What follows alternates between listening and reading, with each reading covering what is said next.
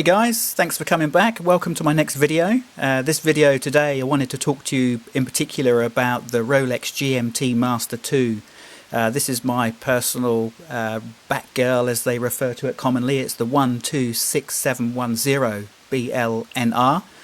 And I actually was very fortunate to get this watch from an authorised dealer here in Auckland in New Zealand back in January of this year, January of 2023. I was obviously, like most people, when they get the call, I was really in shock actually. When you finally get the phone call for one of these, it's quite a memorable moment. It's one you don't forget quickly, that's for sure. So I was going to make another video at another time just about, you know, the whole process of you know, how you get to a point where, you know, an AD actually considers you worthy of one of these watches. And it does feel like that, of course, and I'm not going to joke about that.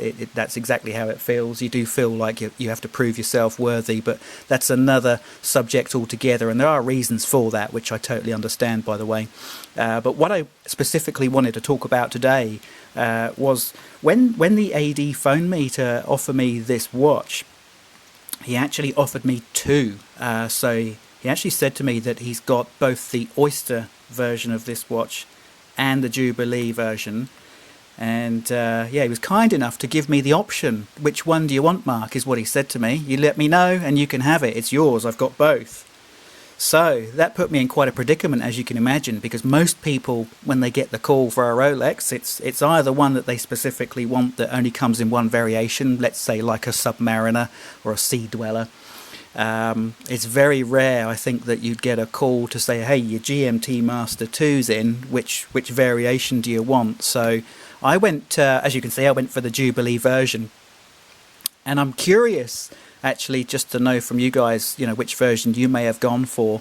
And I just wanted to explain to you the reason I went for the Jubilee.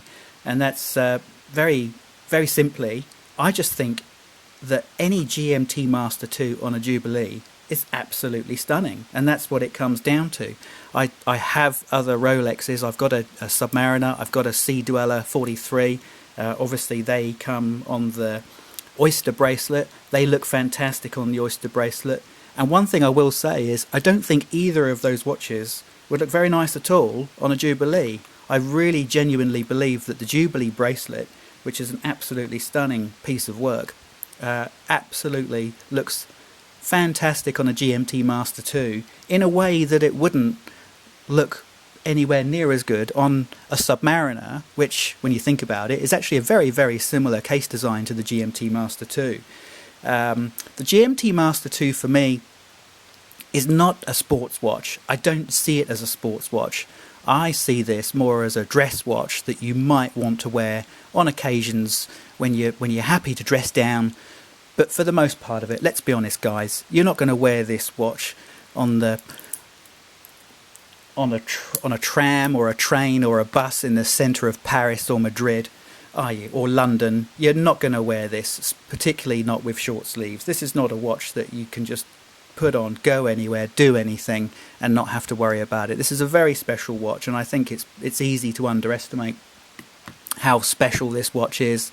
And obviously, once you actually own it, how desirable it is to other people. They want to own it too. So for me, you know, this is very much a dress watch. I've worn it to work. I work in an office. I've worn it to work. I've worn it on the weekends when I'm not going anywhere special. For me, the GMT Master 2 on the Jubilee, absolutely fantastic watch. I have absolutely no regrets at all about buying it on the Jubilee instead of the Oyster. As I said, I do actually have Oyster Rolexes, an example of which is here. So this is the Sea Dweller 43, SD43. Another absolutely beautiful Rolex watch, another one which I picked up from an AD in 2022, early 22. A different AD to the one that I got the Batgirl from, I might add. This again is a lovely watch. It just wouldn't work at all on a Jubilee bracelet at all, would it? This is where the Oyster bracelet for me absolutely is. This is where it belongs, is on a steel sports watch like the Submariner or the Sea Dweller 43, and totally Jubilee all the way on the GMT Master 2. So I will be talking a bit more about the Batgirl, the Batman, the Pepsi, the Sprite, the root beer in another video, and just talk about the comparison between some of those models, what I like and what I don't like. But for now, guys, this was just a quick video just to show you the Batgirl on the Jubilee, and let me know what you think. Thanks again. Bye bye.